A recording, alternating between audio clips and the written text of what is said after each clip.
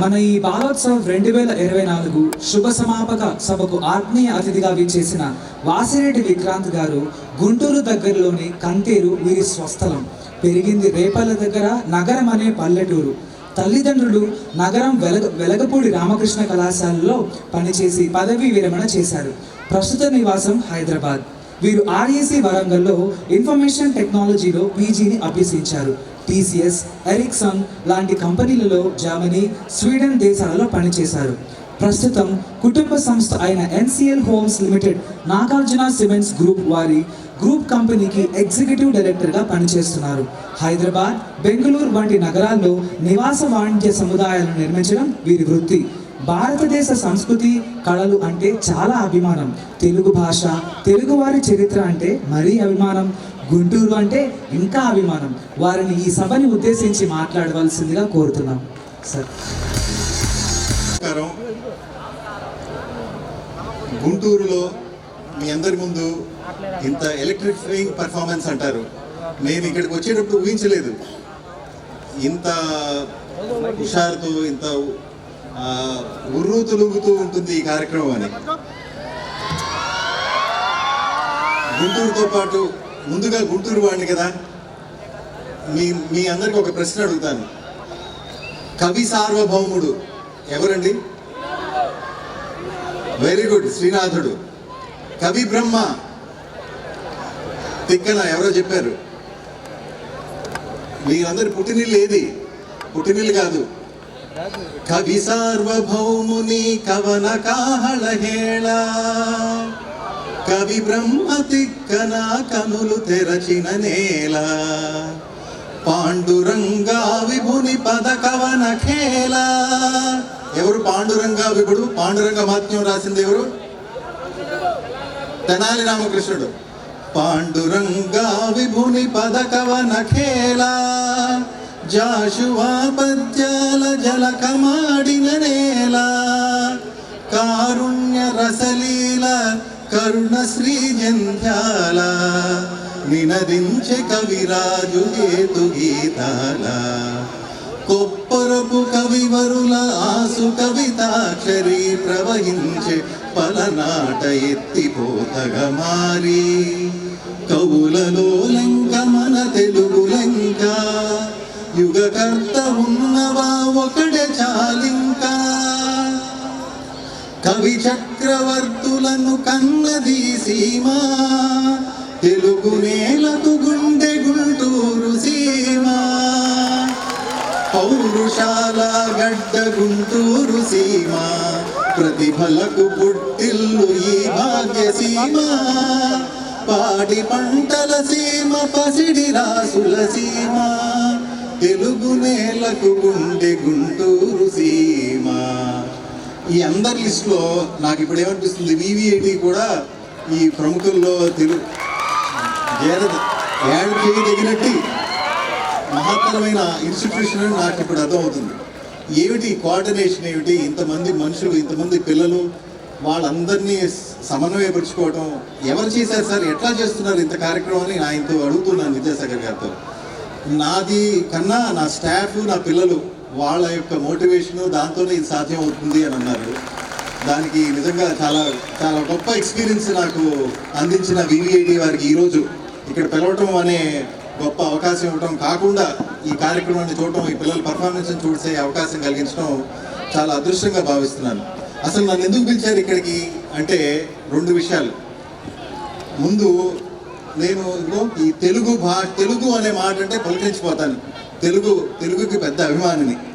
అలాగే భారతదేశం అంటే, భారతదేశ కళలంటే, మన భాష, సంస్కృతి, అదే మీరందరూ పర్ఫామ్ చేసి చూపెట్టిన అంశాలు, వీటన్నిటి చాలా అభిమానం. అదొక్కటే కాదు, అదొక్కటే నేను చేసి ఉంటే మేబీ ఒక వాద్యకారుడిగానో గాయకుడిగానో మిగిలిపోయి ఉండేవాడినేమో. దాంతో పాటుగా నేను చదువుకున్నాను, ఉద్యోగం చేశాను, కొంచెం ఉన్నత పదవులు సంపాదించాను.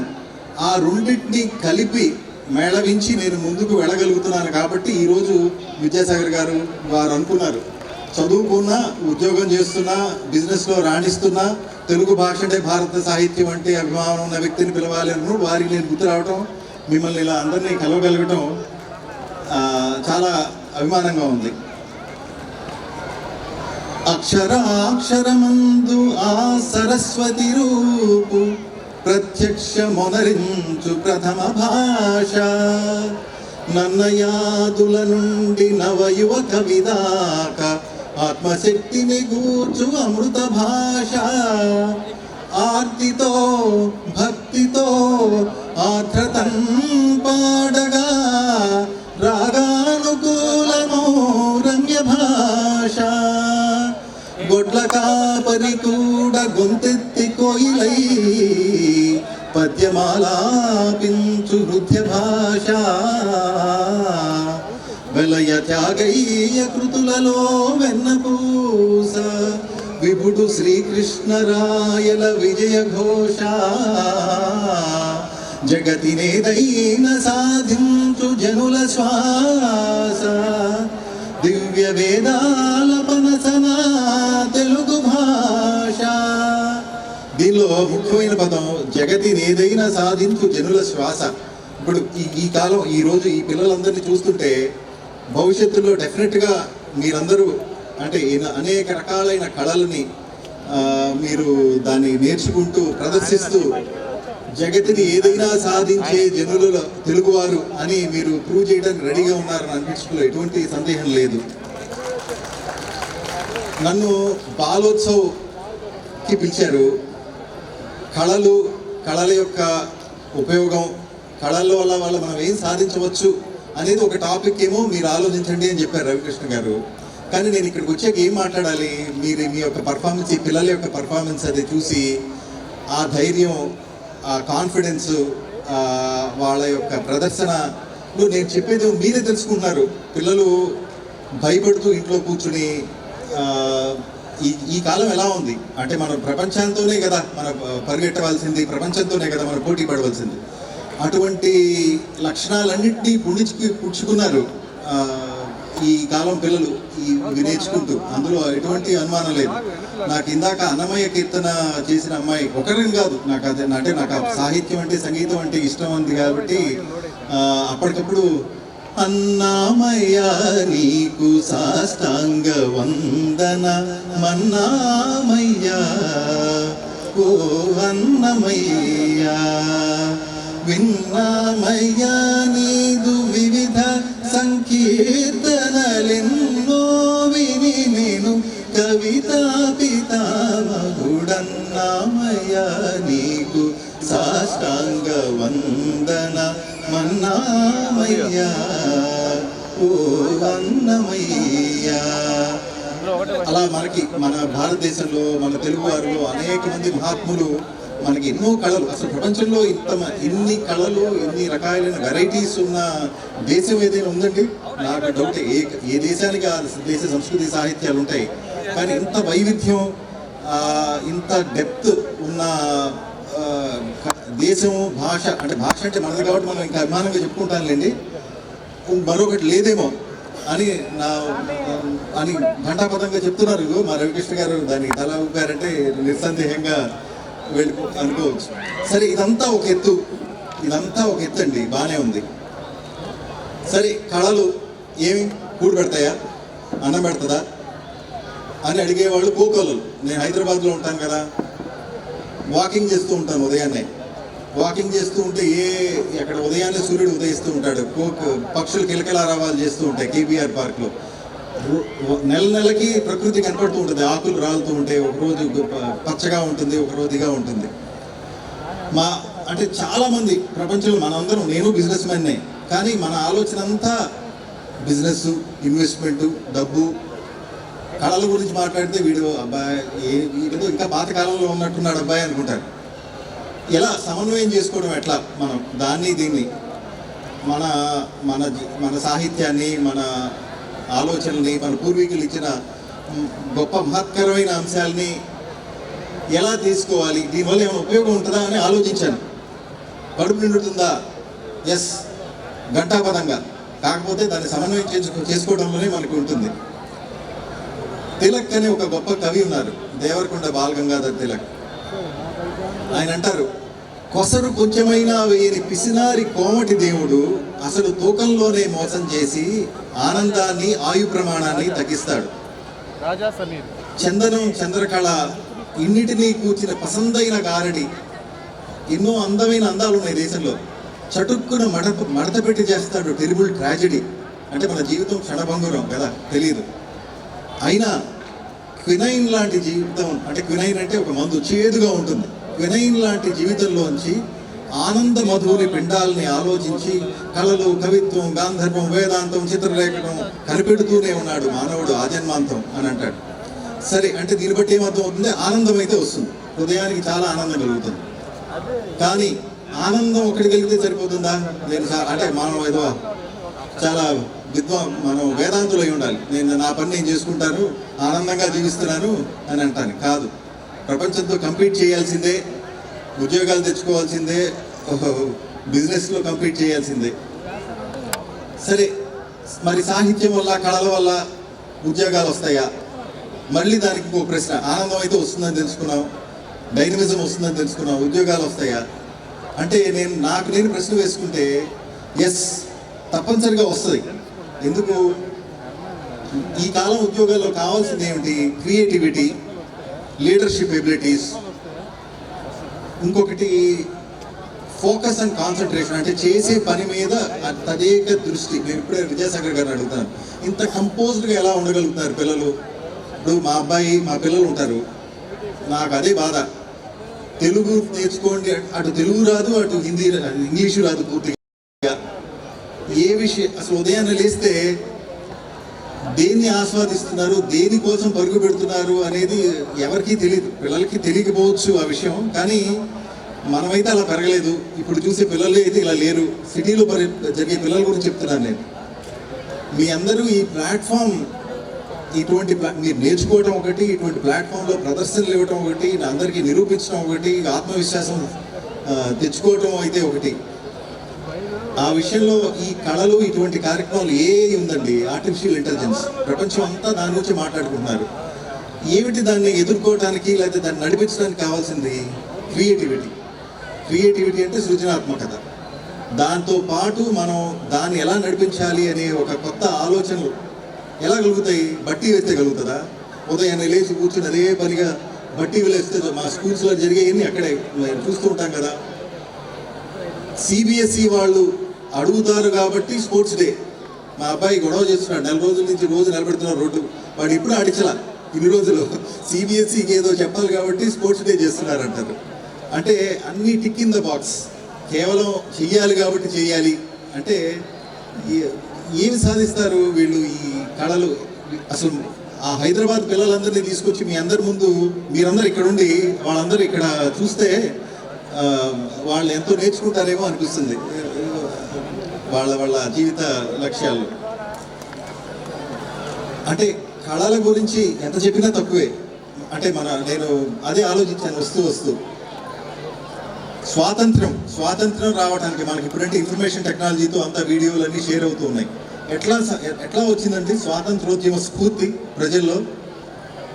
ఏ రకంగా? ఈ గరిమెళ్ళ, వాసిరెడ్డి, గొప్ప గొప్ప కవులు వాళ్ళందరూ వాళ్ళు రాసిన నాటకాలు ప్రదర్శించి, నేను ఒకసారి పాలకుమి విశ్వనాథం గారిని కలిశాను. ఆయన ఒక పాట వినిపించారు జలియన్ వాలాబాగ్ ఉదంతం గురించి. అసలు అది వింటే నాకే ఇప్పుడు అరే ఇంత కళ ముందు జరిగిందా? మరవకుడార్యులరా పంజాబు వధలు మానవతీ మణుల కోకలు వలచియు, మానవతీ మణుల కోకలు వలచియు చేసిరి అవమానం ఇక చెప్పగరాదు అంటూ ఆ కాలంలో ఊరూరా తిరిగి ఆ కళారూపాలని ప్రదర్శించడం వల్లే కదా ఈ ప్రజలందరూ ఇంత మోటివేట్ అయ్యి ఇంత ప్రపంచాన్ని ఇంత ఘోరాలు జరుగుతున్నాయి అని చెప్పి తెలుసుకుని సంఘటితం అయ్యి దేశం కోసం పనిచేసింది ఆ రోజు, ఆ కాలంలో అది. సరే, ఈ కాలం ప్రపంచం అంతా మారిపోయింది. ఇప్పుడు అంతా ఏ యుగం? కంప్యూటర్ సైన్స్ యుగంలో ఉన్నాం. యాజ్ ఐ సెడ్ ఎర్లియర్, మనకు కావాల్సింది క్రియేటివిటీ, లీడర్షిప్. ఇవన్నీ కళల్లో చాలా మెండుగా వస్తాయి. నిజాయితీ. ఫర్ ఎగ్జాంపుల్ అండి, నేను సత్య హరిశ్చంద్ర నాటకం ఎవరన్నా కథ విన్నారా? హరిశ్చంద్ర కథ విన్నారా అందరూ? ఏం జరుగుతుంది హరిశ్చంద్ర కథలో? దేనికోసం ఆయన ప్రాణాలు ఏంటి, వాళ్ళ బిడ్డ ప్రాణం, వాళ్ళ భార్య ప్రాణం ఇవ్వడానికి దేనికోసం ఎవరు చెప్తారా? దేనికోసం ఆయన ఇవన్నీ ధ్వజించడానికి సిద్ధపడ్డాడు? ఇచ్చిన మాట సత్యం కోసం. నేను ఆ ఒక్క నాటకం చూసి కదిలిపోయాను. నేను నాలోంచి కదిలిపోయాను అంటారు చూసారా, అట్లా కదిలిపోయాను. హృదయమా సతికి నీరుణమెల్ల సరిపోయే, నీకేటి ఆశయి నెలతపైన మోహమా నీ ఉన్న తప్పదు దుఃఖమా నీ ఉన్న తప్పదు తొలగి పొండింకమా తలపు వీడి. అంటే భార్యని నరకాలి, తన పని అది. చండాలుడు ఆ టైంలో తను చేయాల్సిన భార్యని చంపాలి. భార్య అని తెలుసు. ఖడ్గమా మానిని కంఠవెచ్చపు రక్తవు చవి చూడగలవు నిశ్చలత గుణము, శ్రీహరుని పైన గురి చేసి ఓ చంద్రమతి త్వదీయ ఖడ్గమర్పించుము నీపతి ఖడ్గమునకు అని నేను ఒక నాటకం చూశాను. అంటే భర్త భార్యని కత్తి పట్టుకుని చంపాలి. ఇందుకోసం ఇంత అంటే నేను పాడినప్పుడు కాదు, ఒక నాటకం మీలాంటి పిల్లలు వచ్చి ఇక్కడ వేస్తుంటే దానికి తగినట్టు సంగీతం కూడా ఉంటుంటే దాని ఇంపాక్ట్ ఇంకా అద్భుతంగా తెలిసేది. అంటే నీతి నిజాయితీలతో కలిసిన లీడర్షిప్ ఎబిలిటీస్ రావాలి అంటే లేదు మరి ఇంకొక మార్గం అయితే నాకైతే కనపడట్లా. మన కళలు, మన సాంప్రదాయం, మన పూర్వీకులు ఇచ్చిన భాష, సాహిత్యాలు వీటన్నింటినీ ఈ కాలంతో మమేకం చేసుకుని ముందుకు నడిస్తేనే మానవతావాదం నిలుస్తుంది, పరిణామం సరిగ్గా నడుస్తుంది. లేకపోతే మనంతా అక్కడ ఏదో యంత్రాలు వస్తున్నాయి, మనం కూడా డెఫినెట్గా ఇంకొక దానికన్నా అధమంగా ఉండే యంత్రాల్లో ఒకరిగా ఉండకూడదు. అంటే ఇదే ఒకటే కారణం, ఒకటే మనకి మార్గం. ఈ కళలను మీరు ఎలాగైతే నేర్చుకుంటున్నారో మరింత ధ్యాసతో నేర్చుకోండి. చదువులను ఎక్కడా నెగ్లెక్ట్ చేయకుండా అవే వస్తాయి. మిగతా అన్నీ కూడా అటువంటి మీలో ఉద్యోగాలు, జీతాలు, డబ్బులు అవన్నీ కూడా నడుచుకుంటూ మనతో పాటు వస్తాయని అయితే నమ్మకం అయితే నాకుంది. ఇటువంటి గొప్ప కార్యక్రమానికి VVIT ఇప్పుడు మరింత గర్వంగా చెప్పుకుంటున్నాను. తెలుగు వాడిని, గుంటూరు వాడిని, వాసిరెడ్డి వారిని అబ్బాయిని అని.